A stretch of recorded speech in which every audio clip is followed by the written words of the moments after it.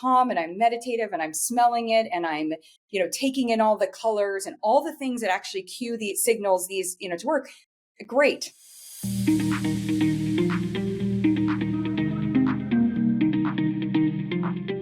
Welcome to the Fusionary Health podcast. I have a special guest in store for you today, Ashley Koff. She's a registered dietitian with 25 plus years of personalized nutrition expertise.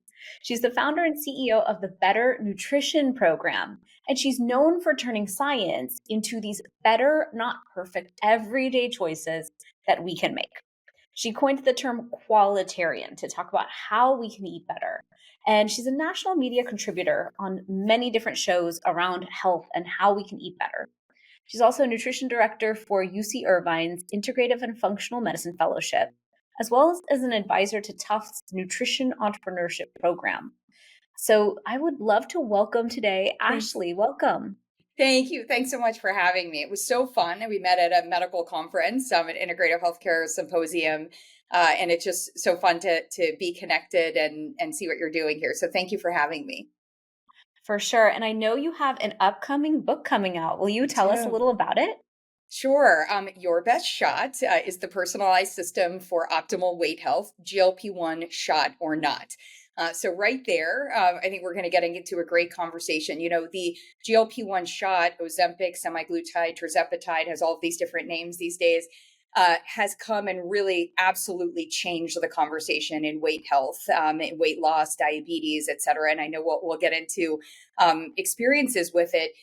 But what I really feel like is it's actually buried the lead, like the successes and the challenges, the side effects, the concerns, et cetera, has buried the lead in why it's really important for all of us. And that is to understand that our body produces weight health hormones, and seeing the success of this medication helps us understand that the majority of us are operating with suboptimal function of these hormones. So I feel like it's really critical, whatever your goals are. The body is an ecosystem. So weight health is important for all of us: bone health, muscle health, fat health, whether your body is putting fat into fat cells, on your belly or on your hip or in your organs. Like, we have to understand that. And those are signals. And when we assess the body and understand how these hormones are operating, we actually learn where to focus. So for me, why I'm calling this and why this has become this optimal weight health system that I train practitioners on and use for patients is it really helps us look at the whole body and understand all of these connections. And for some people, a shot or an oral, oral or whatever form these medications will come in the future, is a long-term intervention, a long-term tool. It might be a short-term tool. It might be something used at a regular, medium, higher level dose. You might microdose it. You may use it as a maintenance dose, like all of these different pieces. But the shot is one tool in an entire toolkit. And for 25 years, and specifically, I would say about 20 years in, where I first saw these hormones in action with bariatric surgery patients, I was like, okay, we really have to pay attention and understand how our choices are impacting the operations of these hormones. So I'm super excited to talk about it. The book is Tips, Stories, Manual to actually do this yourself. Yeah, thank you. That's a big deal. I am so excited to get into this conversation today because I come from a family of diabetics, and everyone in my family struggles with obesity, diabetes, and the late stage effects of it. And so, like you said, weight health is not just weight from the aesthetic standpoint. It's weight from the everything else it impacts. And, I have a lot of questions around how it impacts us going into perimenopause and menopause. Because from what I'm seeing with all of my clients and all the women who I talk to, it only gets harder and harder and harder. And my message to them is, you can't throw in the towel. I'm sorry, but metabolic dysfunction over age is a catastrophic event for all of our organs and the level of chronic disease burden we're going to carry. So this is a mandatory homework. We don't get to skip it. So before we jump further into that conversation, will you share what led you to becoming what you are now? Sure. Well, I had no interest in being a dietitian. My dad was a pediatric surgeon. I was leaving healthcare. I was obsessed with advertising and with selling people stuff. So my hero, my shiro as a child was Angela Bauer. She was on Who's the Boss? She was an advertising executive. She came home and like Tony Danza and her mom like ran the house. I was like, this is a perfect life, Even when she fought, she like looked pretty and was funny, like just never seemed like bothered, like she definitely wasn't having like hot sweats and she definitely didn't have a belly, so I was like, Yeah. oh, you're perfect. And she was tall, skinny, and had long blonde hair. And that was what I had been sold as perfect. And if you look at me, this is not where I was meant to be. And even if you look at pictures from my 20s, 30s, and 40s, you will see blowouts, and even younger, you'll see like dyeing my hair, and things like that. I was trying real hard. Yeah. I had a belly, and when I was younger, very young, that belly was cute. And then that belly became, something to tease, a little bit problematic, something that maybe doctors said, hey, you should, put her on a diet or these kinds of things. I will say my parents and my family never treated me any differently. So I had two brothers. I ate like a boy. I played like a boy. I was told I could do anything a boy could do. Like, so that was great. Served me in so many areas of my life, except for the belly. And the belly took me on a journey through college of meeting women primarily who had disordered eating and frank eating disorders. I tried those. I was a failure at those. And I truly saw myself as a like I carried that I'm actually a failure at an eating disorder. Like I can't accomplish what my friends, who are anorexic or bulimic could accomplish. Like that's, it's a messed up mindset. This was the 70s, 80s, 90s. So it's also a time period where diets and, just the eat less, exercise more message, right? Yeah. So Totally. ultimately, it was a rock bottom. It was a 7-day goat's milk only cleanse. You can learn more about the ridiculousness of that story in my book. But coming out of it, I had this like really life altering experience where doctors for the longest time had always called me the healthy one. Like, you're healthy, you just are fat. Like, that was just it, just lose weight, Ashley, but you're healthy. And I finally met someone who was like, actually, you're not healthy. Your digestive system does not have what it needs. He bluntly just traced it back to, you were like, I was freebasing antibiotics as a kid, ear infections, throat infections. And was like, let's repair your gut and, how you're eating. By the way, in 1996, I was a macrobiotic vegan doing yoga twice a day in Manhattan, and I did not drink alcohol. Like, there was nothing like at you when I say I was trying to be perfect, like I was trying to be perfect. So he's like, none of this is going to get you anywhere. Your body literally doesn't have what it needs to run better. That was my light bulb moment. That was a moment where, and over the course of the next 6 months, where I learned to do the initial repair work of my gut, where I ultimately was like, this is my life mission. Like, nobody's going on a goat's milk cleanse on my watch. Like, we're not doing that. And then it was about 10 years into becoming a dietitian. I'd say, yeah, it's 5 to 10 years where it kind of all came together with me with bariatric surgery, seeing patients where I realized I knew I was helping patients with their weight health by helping support their digestive system. But when I did that in conjunction with bariatrics, we had these amazing results. And that introduced me to the world of incretin hormones, which are your weight health hormones. So your GLP-1, your GIP, ones that we never hear about, PYY, CCK. So I'm thrilled to talk about it because this is something I've been doing for 20 years. I've been through all the medications, as they've come on the scene. And thank you to the Gila Monster, who's like every menopausal woman that's out there would much prefer to spend 99% of its time in the cold, hiding away, not having to deal with people, right? And like, if we could eat the fat in our tush and not have to deal with our food, we'd probably do that too. But it's been amazing that the invention of this synthetic version of a hormone that we make in our body is available. But again, bearing the lead, we actually need to understand what's going on in our body with our own hormones to figure out what are better, what's better. And like you, perimenopause and menopause have taught me I need different tools than I used in my 30s or my 20s, that kind of thing. So super fun to talk about. Yeah. Absolutely. And it's interesting. I've been speaking on stage for over 10 years on Mm-hmm. Ayurveda and on health and these things.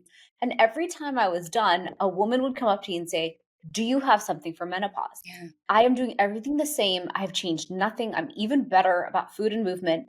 I am only gaining weight. I don't know what Yeah. to do. And I would look at them and, I started my company a decade ago. I was mid 30s. I could do Yeah. anything and Yes. adjust anything and I would win. Yeah. Now, a decade later at 45, I'm like, holy crap. This Yes. takes I'm having like a come to Jesus year with my body. Mm-hmm. And I'm like, Mm-hmm. wow, I have to dig into my own toolkit at a Yeah. 3x level. Yeah. And I have to supportively open my mind to the other tools. Yeah. And so last year, and I'm super open about my health because that's how Yeah. I help everyone understand like how I'm navigating the world. I hired a team of doctors and practitioners to work on my HRT, hormone Uh-huh. replacement therapy. And previous to that, I had already gone to functional medicine in 2020, done the huge panels.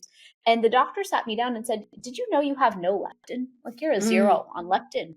How do you Mm. eat? And I said, oh, well, when I sit down to a meal, I know what a meal looks like. And I have Uh-huh. to talk to myself before the meal and say, you know what the meal looks like. And even if you won't feel full at all, that's your Mm-hmm. meal.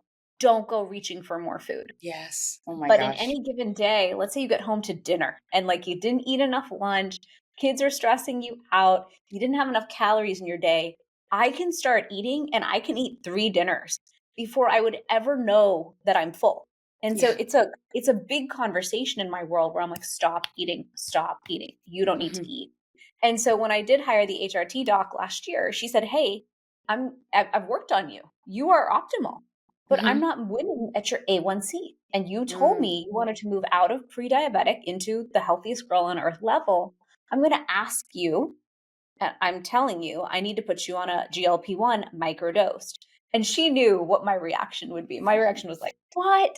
No, I'm anti pharma. You know, I don't like their solutions if I don't need them. I know I can get there naturally. She goes, we've had enough conversations.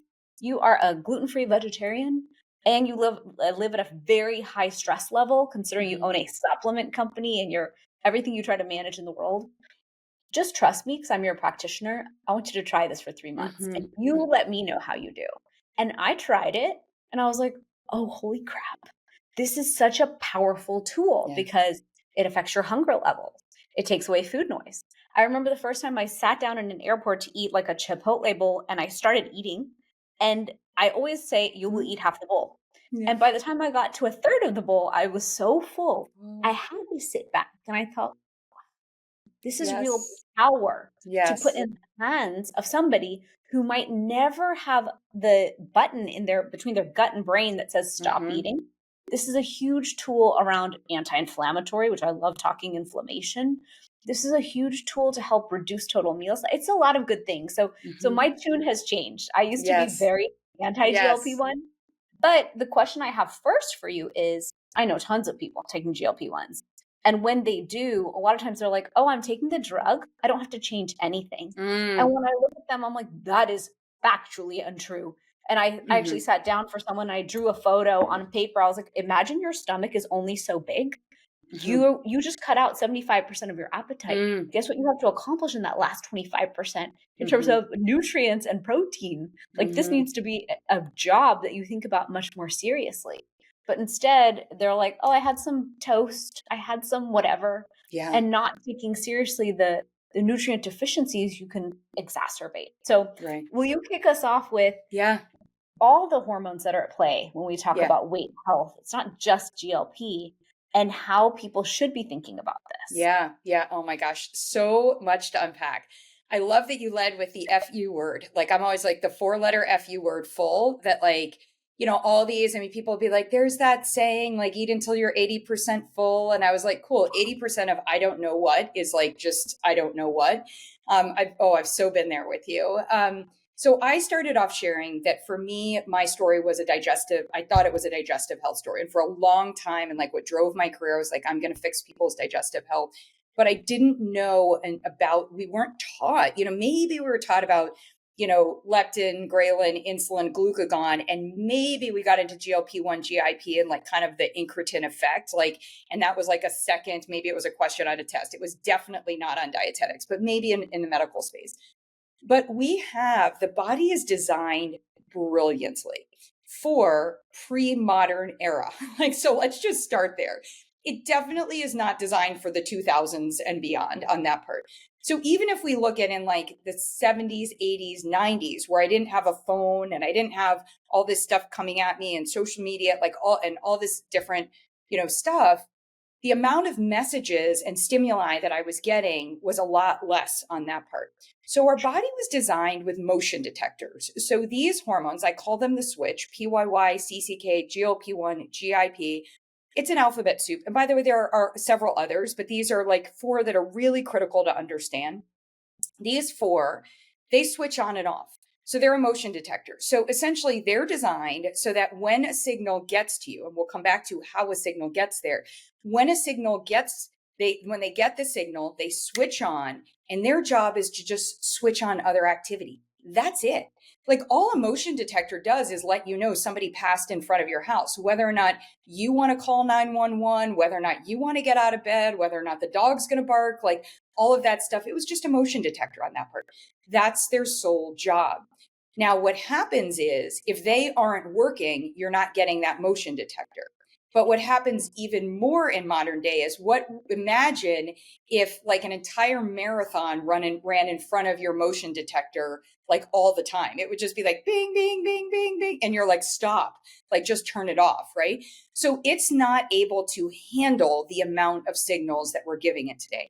So what I do want everybody to understand is even if your own signals were operational today, we probably need an upgrade.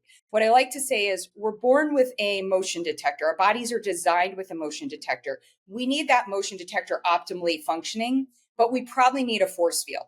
Imagine now a different scenario. If I go into, with the intention, as you said, if I come home from work and there's a meal in front of me and I click on my force field, and that means that the kids and, whatever's going on with the kids doesn't bother me, or whatever the dog's needs are don't impact me and whatever. And I sit down at my meal and I'm calm and I'm meditative and I'm smelling it and I'm, taking in all the colors and all the things that actually cue the signals, these, to work. Great. I go into the grocery store and I only buy what it is I need. And I actually, they light up because the motion detector only lets me see them. Like life would be pretty easy. It's not happening that way. So we've had to work on creating a motion detector, but many of us are trying to create a motion detector where there's dysfunction or suboptimal function of these weight health hormones. These weight health hormones are made in the lining of our digestive tract primarily. They're primarily signaled by when the brain gets messaging, and that could also start with messaging that, from a smelling standpoint, from a tasting standpoint, from a sight standpoint. So when we get that messaging, then there's a stimulation and they get activated, right? Now, the brain has to send those messages. So if there's any block in the brain getting those messages, or there's dysfunction or slowed, if there's like traffic and the message can't get down, to the gut and signal that.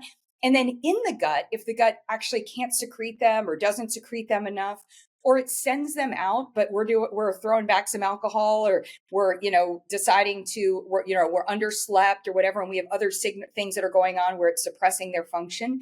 There's a whole lot of reason that these hormones cannot be working.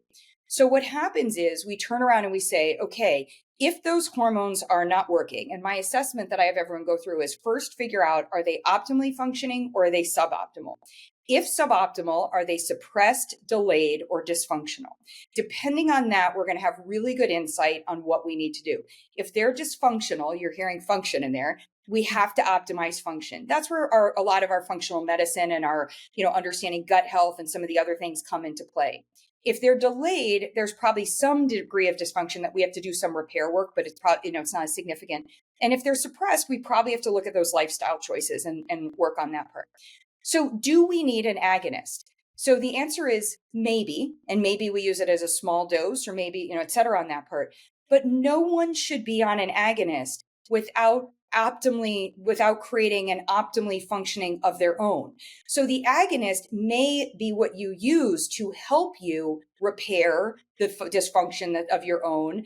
The agonist may be because of genetics and trauma and where your body is and disease and everything, something you use ongoing as training wheels to support your system to function.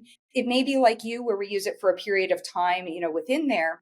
But the key thing to understand about an agonist is these aren't all side effects. When people are talking about, they're losing muscle, being fatigued, not eating because they're not hungry, diarrhea, constipation, reflux, this is the medication working exactly as it's supposed to work. Instead of a motion detector that works for 2 to 4 minutes and then is switched off, the agonist stays on for 24 hours for about 7 days. So it is at this high, it's like the difference between a natural, biting into an apple and taking Splenda. Like it's so much higher in intensity and it's going to last and you're going to get that high level in there. So it's going to reveal any dysfunction that was going on in there. And usually it's going to exacerbate that. So the mistake, I think, where you're pointing out that people, when they go on an agonist and they don't use this as an opportunity to, adjust their choices and things like that, that's one side of it. But if they go on the agonist and they don't use this as an opportunity to repair the dysfunction, they're never going to be able to come off the agonist because you're always going to have that dysfunction. You may have lost your weight, but you're still going to have that dysfunction. Now, this should not be new. If you go on a statin and you use a statin to lower your cholesterol, but you don't make any changes to how your system operates, you don't come in with resolvins, you don't come in with omegas, you don't improve your fiber intake, you don't, like any of these other things, you haven't repaired what's going on in that part. You need to stay on the statin. Otherwise, you're going to have that same risk of too crowded of a highway, of cholesterol. But you also, as we know, because something like 50% of heart attacks happen in people who are on a statin who have quote unquote normal cholesterol, we also know you haven't removed your heart disease risk. So if you go on an agonist and you just lose weight, you haven't removed your risk of an autoimmune disease, of cancer, like of any of these things. You may have reduced some risk. I want to acknowledge that by just lowering body fat. So I'm not dismissing that, but you haven't healed your system. We're not on a path to optimal health. So to somebody who says, I'm just, eating a little bit of the toast, or I'm just doing this other stuff, I think that there's a conversation in there that sometimes comes from, I get it. The woman that comes to mind for me is the woman who runs on Instagram and on TikTok, the We Do Not Care Club for perimenopause and menopausal women. Like, she's like, we do not care. And I'm like, I get it. Like, you are at a place right now where the dieting and thoughts about food and everything else have dominated your life. And you're like, I legit don't care about food anymore and I couldn't be happier. My degree of happiness has gone up here. Something else is happening while you're on the agonist. Food is not giving you pleasure the way that it used to give you. So you literally may not feel that pleasure, and all of that stuff. So you're in the we do not care. Like, I legit don't care what I eat. Okay.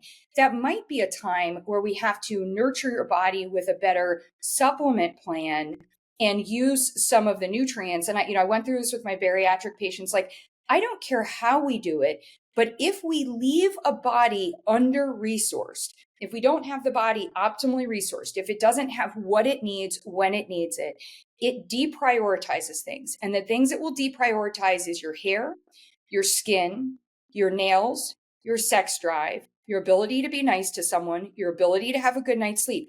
It's not going to deprioritize your heart pumping. It's not going to deprioritize, like things that are like, that keep you alive, breathing, that kind of thing. And so the issue is you may be feeling fine, but thinking like, oh, I'm having these side effects. And you're like, no, your choices right now are not optimally resourcing your body. So that's where we have to come in. And it doesn't have to be that, you have to eat it or you have to do whatever. We just have to figure out how you do it. And that's our challenge with each individual. So a lot to unpack, but that's sort of how we think about it. Yeah. No, I love that. I love the word under-resourced because a lot of people ask me, Shivani, I can't do what you do. I can't take that many supplements. I can't go to functional medicine. I don't want to start HRT. And I look at them like, guys, this is not a choice. Do you think I really wanted to move, like, I don't know, a third of my household budget towards Shivani's health over the last couple of years? No. Do you think I want to spend so much time swallowing that many pills? No. Do you think I want to think about nutrition and source from 3 different grocery stores to have it all show up here organic and fresh enough that it delivers nutrition into my body? No, all these things take time, effort. Of course, I want to do a million other fun things, and I try to make room for those too. But if I don't prioritize health as like the first lane I focus on, everything else falls apart. Quality of life. And like you just said, that was a powerful statement. Your body will deprioritize these things. And you named a lot of perimenopause symptoms: hair loss, skin, nails, a lot of the things that are physical. And a lot of times we talk about, it's not even physical, they're aesthetic. A lot of times in perimenopause, we're like, gosh, this is reverse puberty because of all these things. Well, maybe it's reverse puberty because we're showing up to the perimenopause door inflamed with leaky gut, under-resourced because we Mm-hmm. could get away with under-resourced up until this moment. Yeah. And that's a conversation I'm having with myself, which is, hey, you can survive on eggs and toast all day. You can eat this really lean diet, egg salad. For me, I'm like, oh, protein's the job. And Yeah. thus, whatever happens around it is whatever, because I have to do the protein piece. But if we're not addressing the level of nutrient deficiencies most of us are running just from living Mm-hmm. in modern day times, we're going to be pretty screwed here. So I'd love Yeah. to go into that a little further because I've had Let's pick on one, because I think yeah, you just brought up something that is so, there's two things you brought up that are absolutely critical for us to talk about. I want to talk about one, but let's do it through the lens of this. Let's understand that when our sex hormones shift, yeah, part of the action is they throw digestion off course. When digestion is thrown off course, that is impacting your weight health hormones and thus your entire ecosystem. So everything that is happening. So they're sure. integrally linked. Okay. So we just have to start in that space. The other thing in perimenopause is they show up in a different amount and availability like every single day. It's like, oh, who am I today? It's like, Mhm. hey, on that part. Okay, so here's one of the ones that I think is so critical, and I can share an example for your audience for your listeners to really think about HRT and weight loss, the goal of fat loss, of shrinking fat loss in a totally different way. Mm, If we focus on protein and we take in protein, let's remember that we don't get credit because we take it in. We get credit when the body is able to break it down into amino acids, the body is able to absorb it, and the body is able to deliver it where it's supposed to go. Those are a lot of jobs. That requires optimal digestion. So you may think I need to increase, or you might be told I need to increase my protein. But if your current protein is not getting where it's supposed to go in an optimal pacing and everything else, you're building fat. You're not building muscle. That's a problem. You're also impacting blood sugar. But here's the kicker.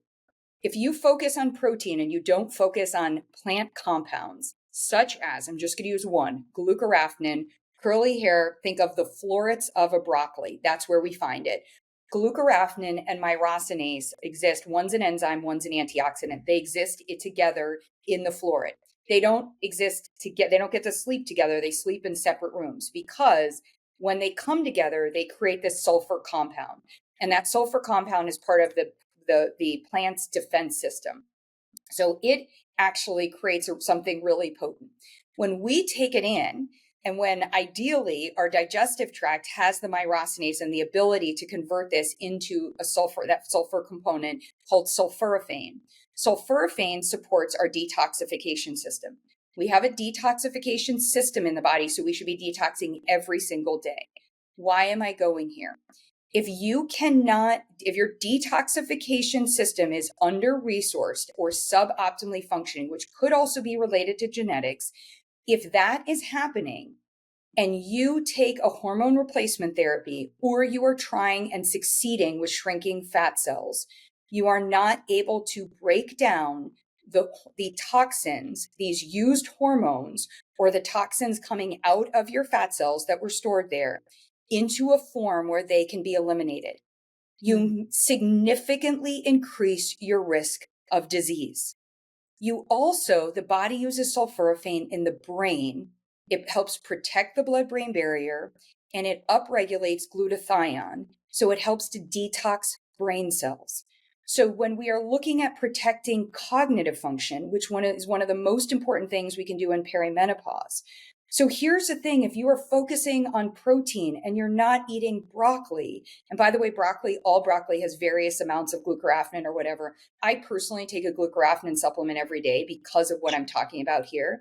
But yeah. we cannot talk about hormone replacement therapy and tell people to eat more protein and strength train and just throw on a patch and not talk about detoxification and digestion.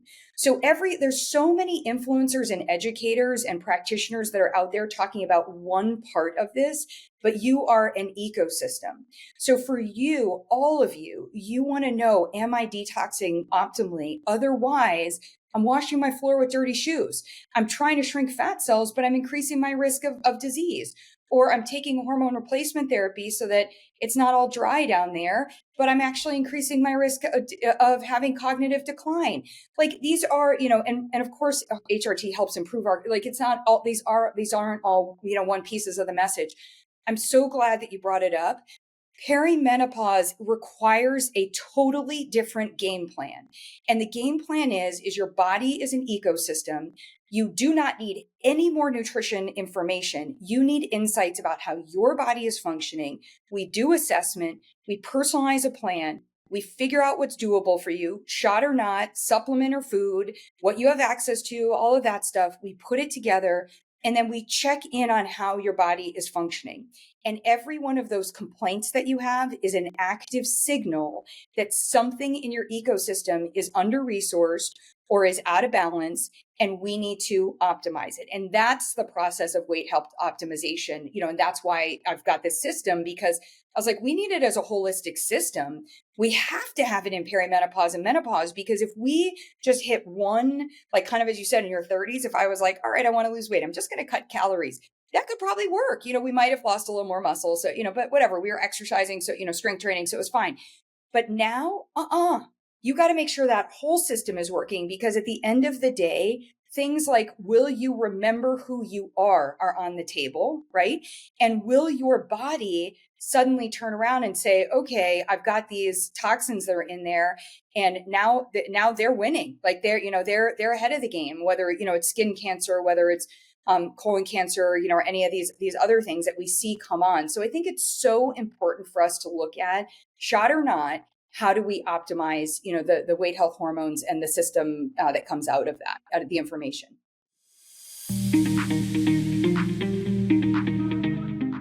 Hi, I'm Dr. Shivani Gupta, and I created Fusionary Formulas because I believe everyone deserves a natural way to support their body's health. If you struggle with joint discomfort or stiffness, our Turmeric Gold delivers powerful curcumin in a form your body can truly absorb. It's science-backed with the highest quality ingredients and designed to support your body's natural inflammatory response. Take the next step in your health and wellness journey today. Visit FusionaryFormulas.com and use code Fusionary Health for 15% off. Fusionary Formulas, ancient wisdom, modern science, maximum impact.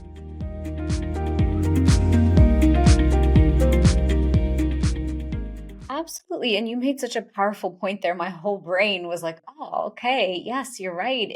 Toxins floating around in the system, excess of toxins, you're talking about is the root cause of disease. Mm-hmm. You could be creating all the diseases you're trying to avoid by being healthy and good, but while forgetting, hey, there's a toxic burden here that we need to be detoxing regularly. And what's interesting is ancient Ayurvedic medicine said detoxing seasonally and doing one big detox annually is your mandatory homework for preventing disease. We teach so much around gut health and detoxing. But in modern day life, like you kicked us off. But pause right there. Your Ayurvedic detox is not about elimination. I love an Ayurvedic. Talk about that. You add during an Ayurvedic detox, you're getting in. I mean, just share that with your audience. Like that's like such a win. Your detox is actually helping optimally resource the body. Yeah. Correct. Yeah. When I detox clients, I do a level 1, 2, or 3 based on where they're at. And sometimes people are not prepared to detox at all. Like sometimes I can show up to a detox and I'm, like you called it, under-resourced. I call it complete nutrient deficiencies across the board. The pore system is running on empty. The gas tank is empty. Mm-hmm. But with my clients, I'll say, look, let's start with lots of self-care, moving the system, gently moving the lymph. Let's add in all the super herbs from Ayurveda, the beautiful adaptogens that function like a thermostat. If you need to be lifted up, they lift you up. If you need support on any sort of balancing, calming down, they'll support you there. Then let's add in turmeric, because I think turmeric's the best thing ever and does so much. Ginger and all the different super herbs have such a potent role in supporting and lifting up the system. Right. And then we can talk about what to cut. Here in the West, we're like green juice, detox, strip it out. But like you just said, sometimes you need to support before you detox. And in my home, we cook broccoli every other day because I know we need to be adding broccoli in and more of these vegetables. We eat a lot of cauliflower because we're Indian. But I love that you supplement it, because as we're talking about perimenopause, the biggest complaint I'm hearing outside of like, what is happening to my hair? What is happening to my skin? My body, it's weight loss is harder. We can't just automatically turn to our old tools, which was exercise more, eat cleaner, etc., without having the opposite effect, the punishment side of that equation. Right. And that's what I think about the most is like, oh, I can do this in the short run, but what is the long term? And Yeah. that long term, it's almost like you're sucking everything out of your brain. Yeah. And you can even think of that as short term, as like, why is my brain not working? Today's one of those days it is or it isn't. It can change on a daily basis. But what does that look like 20 years from now? Like, let's Yeah. talk about true brain prevention if we're not kind of bringing all these puzzle pieces together that you're talking about. Because what you're saying is no one lane is actually the whole solution if you don't look at your ecosystem as a whole.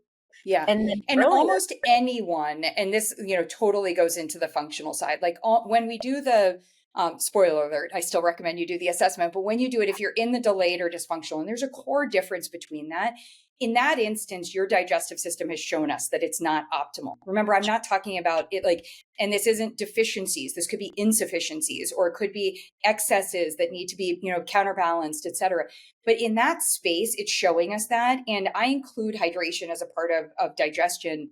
And you might be a hose and not a sponge. So you might be drinking a ton of water, but you're peeing it out all the time. And when we don't absorb water into the cells aren't actually getting those water soluble nutrients and those water soluble antioxidants that coming in there and doing that. When we have excess sugar in the blood, the blood calls for this water from the cells so that it dehydrates the cells in favor of optimally resourcing water in the blood so that it doesn't get too much glycation happening in the blood, right? That stickiness doesn't happen.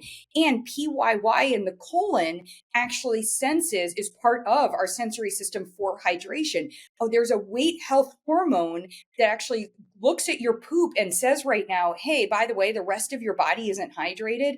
You're more of a hose than a sponge. So I'm going to pull water from your poop. So why do you have dry poop? Why are you having difficulty with your poop?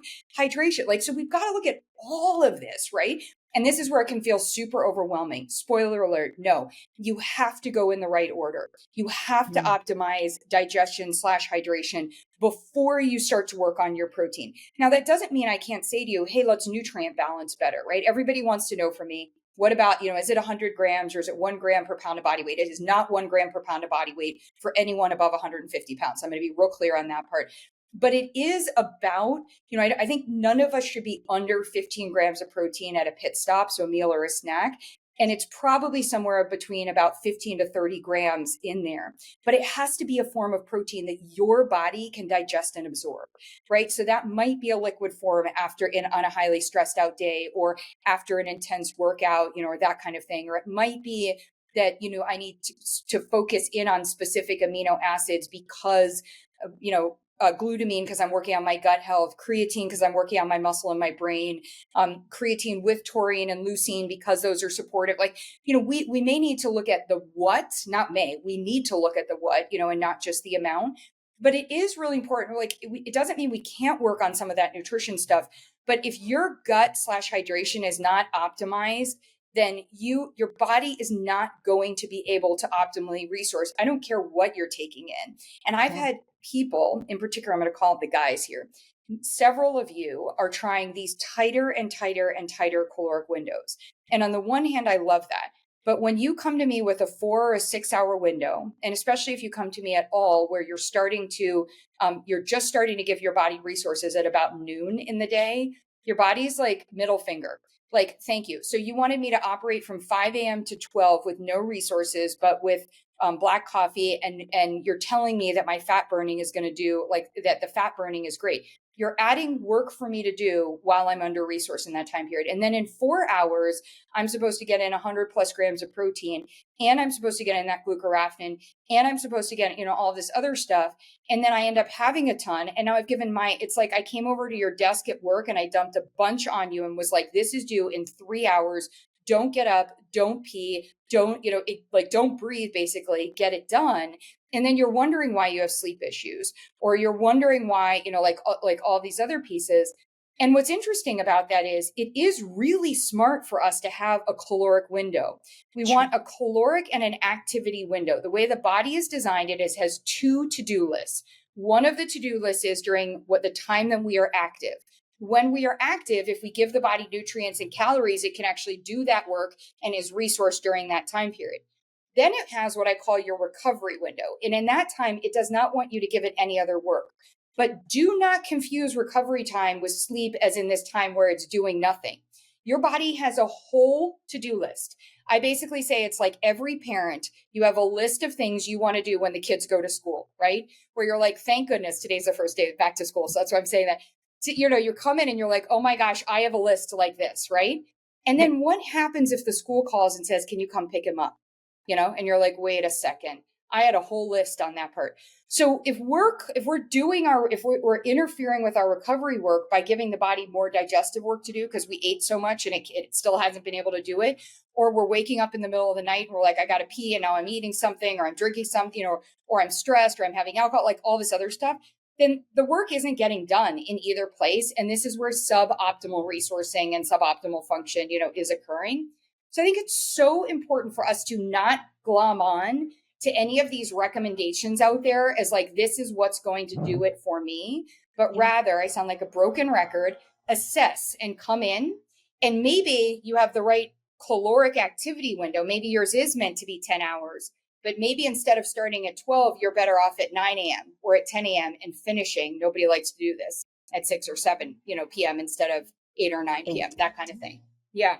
No, it's true. And two things are my next question. One is, when you talked about this assessment, you have a clinical assessment tool on your website that people can use or that practitioners can use to bring this into their work. So will you share that? And then going back to the very beginning, you said that GLP-1s can help repair dysfunction.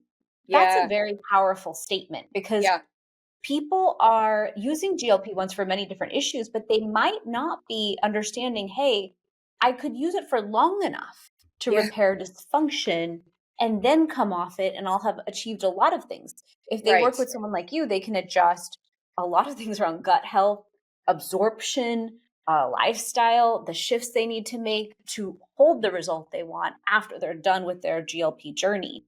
And when we talked about under-resourced, I just think that if you're going to come out of a GLP-1 endeavor under-resourced, we are talking about catastrophic, right? The body's going to make you eat because the body's trying to ask you for things. And you might not be prepared. And I've met a lot of women in my who are my friends who are like, I stopped and now I'm hungry again. And that's hard. Yeah, totally. Well, and I will not tolerate anyone, especially if somebody worked with a practitioner. I get like pretty angry at the practitioner and the patient. But there's just no way that anyone should be quote unquote gaining all their weight back. Like, so first of all, if you're deciding to taper off, wean off, come off of any medication, proton pump it, like any of this stuff, you have to have a plan. And I think this whole idea of on and off, like, I don't know. I mean, I work with psychiatrists and psychologists all the time. We never come in and say to your patient, when you're on an SSRI and when you're going to be off the SSRI, we're like, we're here to do work. And we're here to optimize, so you may be on it, you may be off. Like, this is a tool that we can use, right? So I think this idea of on and off is a little bit mistaken because it may also be something that from a maintenance standpoint, we alter how you're using it. But let's come back to the actual question. So if we have receptor sites, one of the things that's been really great about this medication, coming about is that now a lot more research is being done on where are these receptor sites, right? Because pharma's involved and pharma can tell us like now, they're super excited to point out and be like, there's receptor sites here, there's receptor sites. Okay. So we know there are receptor sites. So for the listener, a receptor site is where a hormone comes in and it activates. So it comes into that space and it's like activates. And then when it's activated, it's like a light, it lights up and it's like, it tells something else to go happen, right? So if we have all these receptor sites, imagine if right now, let's just use 100. You have 100 throughout your body. Right now, due to dysfunction, suboptimal, maybe delay, any of that, maybe only 40 of your receptor sites are getting the attention. Or maybe they all 100 get the attention, but they don't get attention at the same time. Well, when we switch over to a GLP-1 agonist, now all 100, they don't just get attention for 2 to 4 minutes. They get attention, they get saturated. They get there and it's like it's on. It's on for 24/7. Now, for those of us that have used the medications with patients, used it personally, like gone through that, you know that it's not the same amount of impact over the course of 7 days. And in fact, I specifically designed protocols where the first 2 days, I'm not emphasizing fiber. Your system is going to be slow, especially if you're at a higher dose. I'm not telling you not to get in fiber, but maybe like starting on day 3 through 7, I'm like increasing your fiber intake there, right? I might be using more magnesium on day 1 or 2. Like there are all these things that we can look at, right, in that space. So it's not going to be consistent, but we know that your body is going to be, getting that this 100 is going to be getting that. When those receptor sites are now form of like, I'm an older, so I'm thinking of like Wonder Twin Powers, form of, and like activate, and so these receptor sites, and now it's activated. So now the messaging is happening. So the messaging is getting sent where it's supposed to be sent during this time period. So all this great stuff can be happening. So that is why we are seeing repair in the lining of the digestive tract, because inflammation is one of the challenges that is happening there. And when that inflammation is reduced, or we're seeing, even some impact in type 1 diabetics with beta cell function, that's an area where they're looking at into the future with these, where, we might be seeing, benefits happening there as well, and like all of this different, improvements that, and certainly brain, like calming, not just a food noise, but of like, I call it like my ability, like all the things like shopping, alcohol, like all these different things where people are like, I just feel calmer. Here's the kicker. When these receptor sites are activated during that time period, there's a lot we can resolve, but they are keeping you in a metabolically active, stimulated period. The way these medications work, that when we are metabolically active, we are in our activity phase. We're not in our recovery phase. So the brain is not turning off in the same way. So I'm seeing heart rate variability decline. People are talking about being fatigued. The fatigue is being associated with eating too little, perhaps, but very often the fatigue is because your body is metabolically on.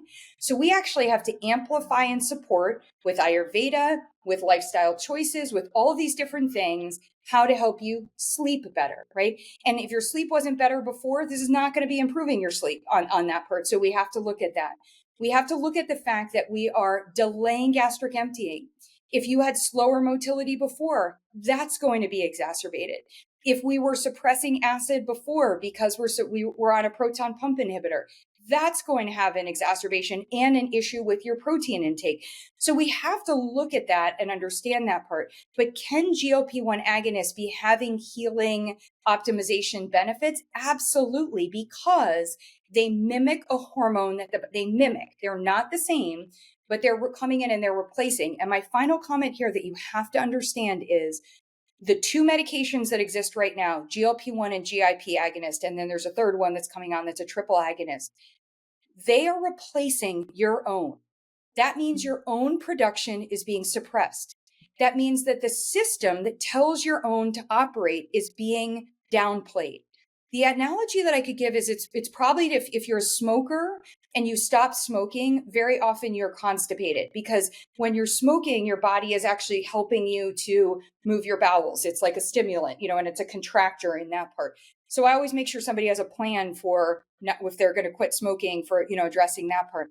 We have to have a plan here. And remember, if we're agonisting GLP-1 and GIP, if we're telling those not to go to work, your own not to go to work, we're also telling PYY and CCK, because they work as a system, to not go to work. So this is why you can't go off a medication, not just because it was helping you, but because there is a time period, depending on your dose, depending on how long you were on it, where you actually have to restart your own. So the work that you should be doing in this weaning time period, or in this next phase, is how do I restart my own? And if I have done this optimization work, I want to assess and see, as I restart my own, are they at a place where they don't need any assistance, where they don't need training wheels? And I might be able to ride the bike without training wheels, and I might not be able to. I might need it, in different amounts. So they have a lot of benefit to them, but they also have a huge, huge understanding of how they work, what the challenges are, and how we use them, on how we design our protocols moving forward on that part. That is why I created the assessment. So that's the introduction to the assessment. But I want to pause there for you for your comments too. Sure. And so the assessment is something we can find right on your website, and any of us can take it. Yeah, so I'm going to give you a link for that. And please, if you're a practitioner listening, please use this. It is free. My dream someday is that this replaces really bad assessment that we have of things like metabolic syndrome. Like, why do we look at a bunch of blood work and say, and not even great blood work? You mentioned A1C before. I don't even really use A1C is a part of my assessment, but I don't use it. I'm going to use a continuous glucose monitor. A 90-day average, they're like, you could be high and low and still, come out as average and not be pre-diabetic, but you have blood sugar we have to work on, et cetera. So the assessment exists on the website. Come in, and the power of the assessment is also in reassessment. So it is work. It is a clinical tool. This is not one of those fun quizzes that you do on your phone. You go through and you're like, oh my gosh, I'm a cheetah. Like, that's not what we're talking about here. This is clinical. For the first time ever, I am asking you questions like you were coming into it. And this, I've used this for 20 years of this is how I worked with patients. I'm going to ask you questions about your experience. Do you feel full, right? We're going to ask questions like that. I'm going to look at some existing lab work. There's necessary labs and there's some additional labs that would give us insights. I'm going to have you do something that I bet most of us are not doing. Even if you're wearing wearables and doing that, I'm going to have you do a bolt. I want to know about your breathing. I want to understand that. I want to know about your vagus nerve. Thank you, Dr. Nawaz Habib, and many others, and the whole polyvagal theory, Stephen, et cetera, on that, Karen Underko. Thank you. I want to know about your respiratory rate. Then I want to know about your weight composition. I actually never ask you what you weigh on a scale. I want to know about your fat. I want to know about your muscle. And I really want to know about your bone, but I didn't include it in the assessment on that part. And then I also want to know about your digestion and your hydration. We're going to ask those questions. And out of that, you, not me, and not some system behind there, are actually going to process your results. Because when you process your results, you're going to see specifically where you are suboptimal, if you are suboptimal. And that's going to give you insights on where to, start working from. And we, of course, I share with you some thoughts, and able to do that. And then if you need a practitioner to work with, my team is there. I do have this company, but if you're working with a practitioner, just use this and work with them. Like, it's like any other lab test that exists, but it's going to look at your weight health ecosystem in totality and give us that information initially. Yeah. It's fantastic. And thank you. And I think it's wonderful to give people the power to kind of pause for a minute and understand all the aspects of their metabolic health, because oftentimes, like you kicked us off with back in the 70s and 80s, it was just like eat non-fat, just cut everything and you'll be fine. And now we take the same woman in perimenopause, menopause, and we're all like, that doesn't work at all. That is not the right framework. We need new frameworks for this. And I love what you shared about protein as well, because as we have this obsession with protein, and all my clients are like, I'm eating steak, I'm eating everything. I'm like, guys, you need to make sure you have the digestive power to process that, or you are wasting your time, money, effort. Like, what are we doing here? And recently, one of my practitioners asked me that. She said, how much protein are you taking? She goes, are you even absorbing it? That's a question we should ask. Maybe we need to be reaching into aminos and take the aminos themselves while we're waiting to fix gut and do the work. And what although there's one company that's advertising, you don't need to eat protein, you need to take in aminos. I'm like, because the process that the body actually goes through of breaking down protein into aminos, and also what protein sources, there's no food in nature that's just protein. So you're getting in a lot of other stuff. So let's not freebase aminos and call ourselves healthy, but I think they're a helpful tool. Yes. Sure. Yeah. And that's the thing is we can play in all the world. I think we should play in the world of where's the nutrition coming from? Where is that nutrition so important? We need to bring it in supplement form for now. Where are we going to shift nutrition to support us? What ecosystem are we building here?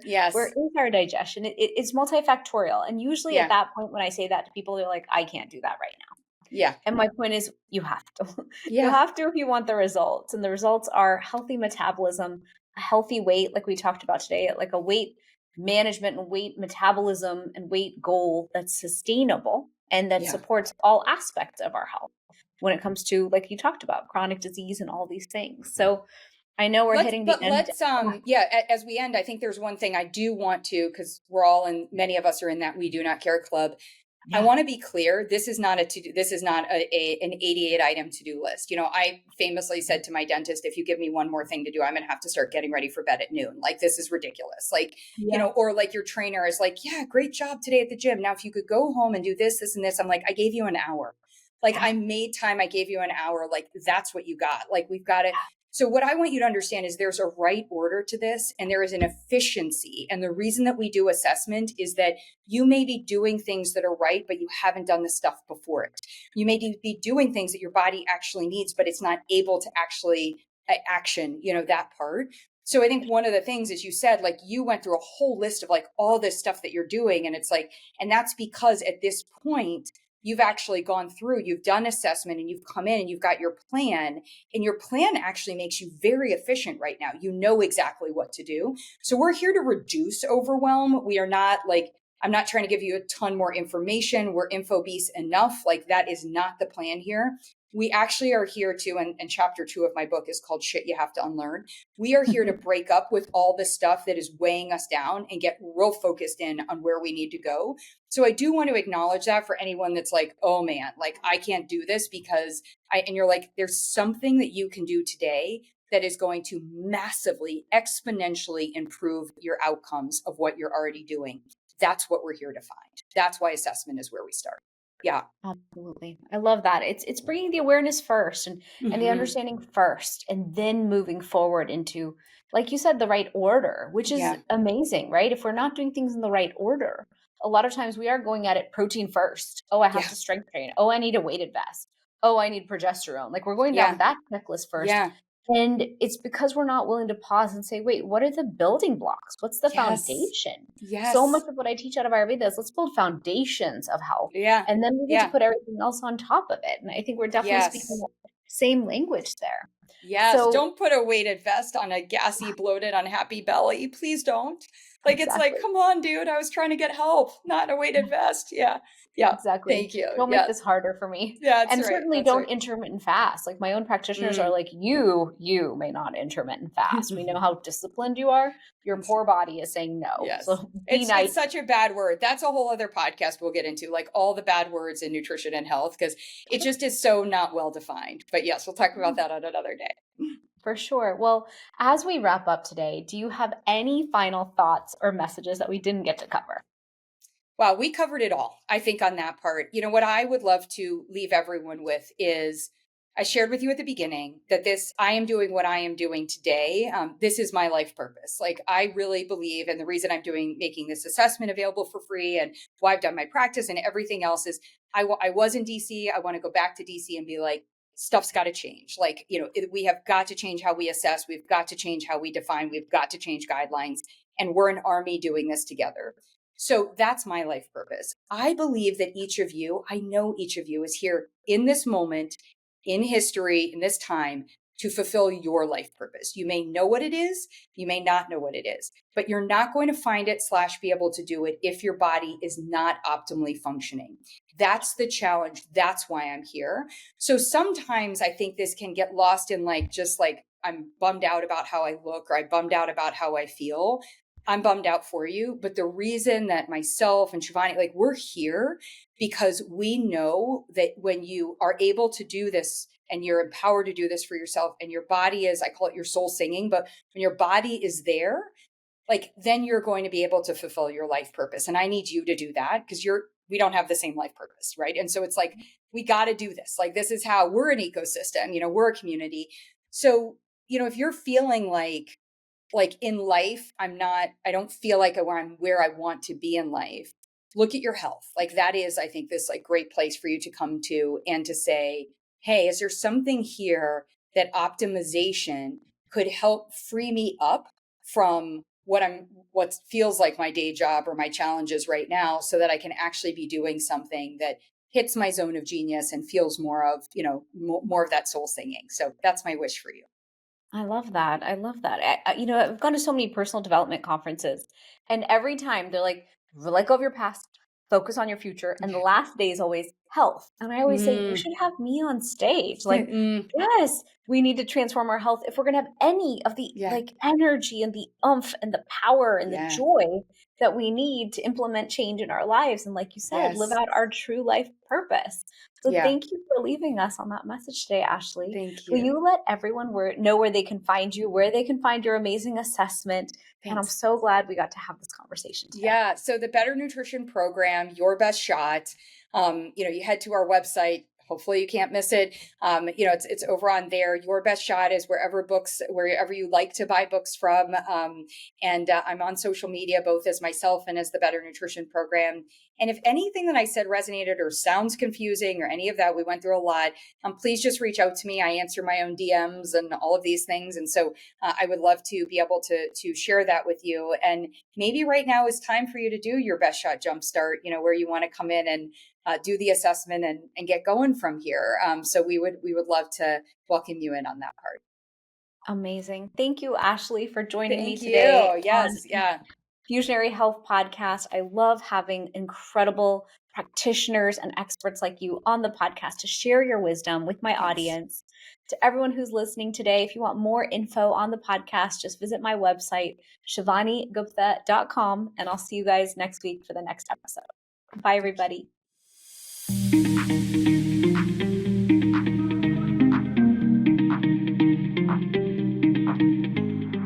Thanks for joining me for this episode. Check out our sponsor, Fusionary Formulas, the potent turmeric supplement used by doctors around the U.S.